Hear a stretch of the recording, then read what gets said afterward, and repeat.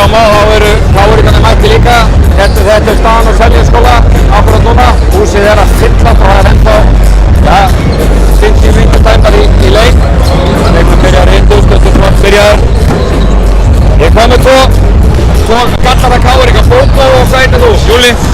Náka, hvernig er tilfinningin að vera svona með bakið upp í vegg? Káringar er ekkert alveg vanir þessu. Hvernig er tilfinningin?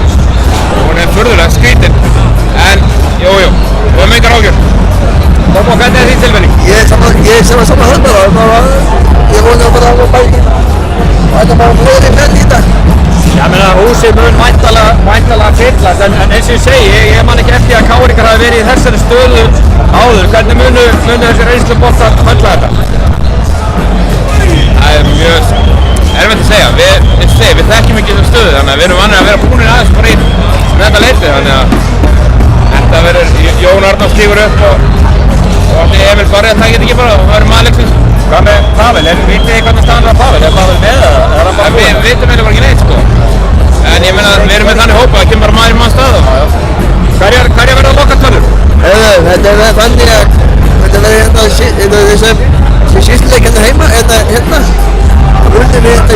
Unni í hérna. Þetta verður núna 80-90 fyrir Káur og í 70. Þannig að Káur vinnur og þetta verður í ottaleik í Káur.